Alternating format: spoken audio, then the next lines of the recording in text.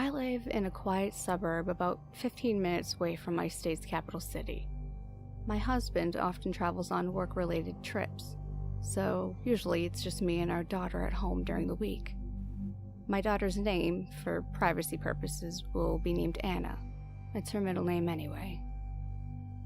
Strange things have been happening since we moved into our house 5 years ago when Anna was born.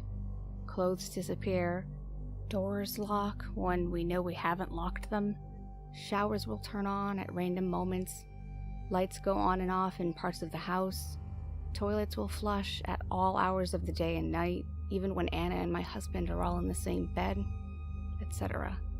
Harmless things. Me and my husband would joke every time company would come over and the lights would flicker in the room. Oh, it's just that darn ghost. I'm done joking. Last night, the most terrifying thing happened to me. My husband is on a business trip, and I was home alone with Anna. We had a normal evening. I cooked pan-seared chicken, baked potatoes and asparagus, then played with Anna and her Barbie dolls. She fell asleep on the couch watching Disney Junior cartoons around 8:15. So I picked her up, carried her to her bed, and tucked her in with a kiss on her forehead. I sighed contently as I turned on her nightlight and tiptoed out of her room, ready to go watch something that didn't involve a song about remembering to wash your hands. As I settled down to watch Shark Tank or some other programming, I honestly can't remember at this point, I heard Anna giggling.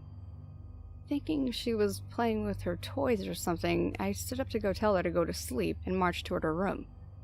I heard her voice and the tinkling of her laugh float around the room, and it sounded like she was having a conversation with someone.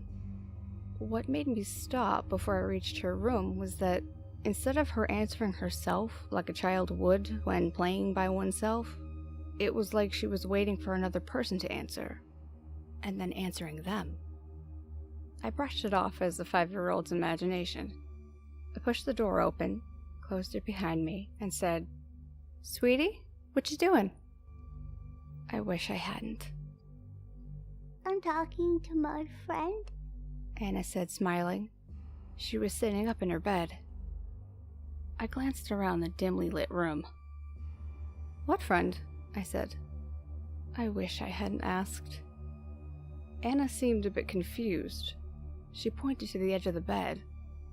"The boy, right there." There was no boy. I forced a smile and said, "Go to sleep, honey, it's late." I turned to leave the room. "Mommy!" I turned back around. "Yes?" Anna's facial expression had fallen into a look of concern. "My friend says don't go out there." Why did you say that? I asked for the sole purpose of amusing her. "He said the bad lady's out there." What bad lady? I asked, now concerned myself. "The bad lady's not nice. My friend says she might hurt you." She looked very scared. I went and crouched by the end of her bed. "We're perfectly safe, baby. No bad lady lives here."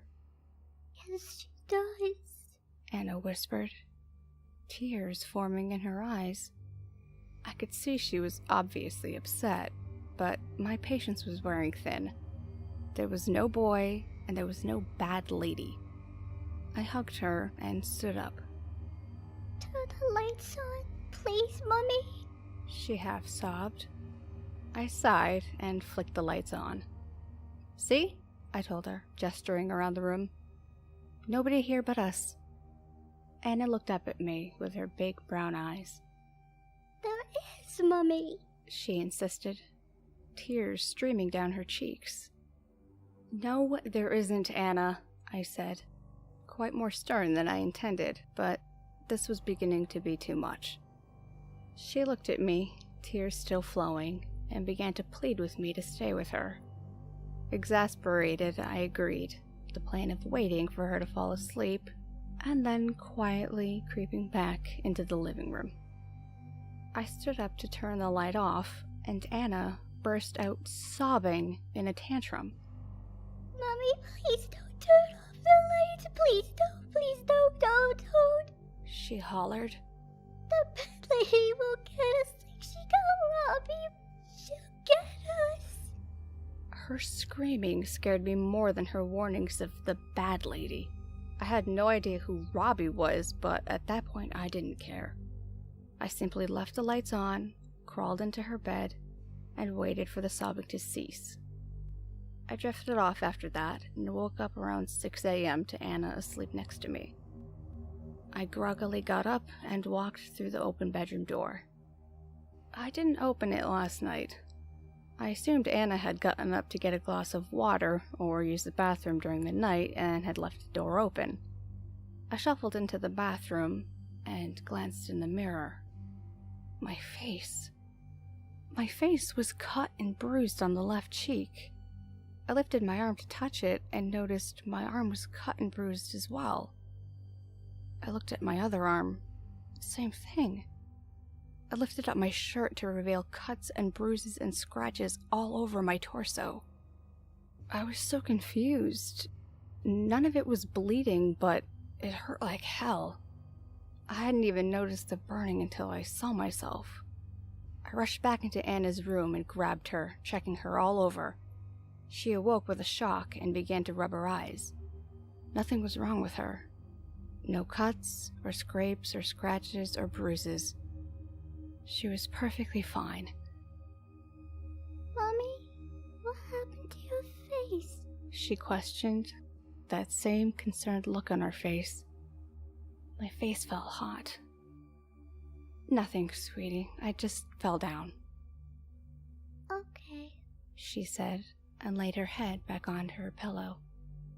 I began to walk into the bathroom to examine the extensiveness of my injuries and to ponder how I got them when I noticed the outside of Anna's bedroom door. The wood was shredded and scratched up.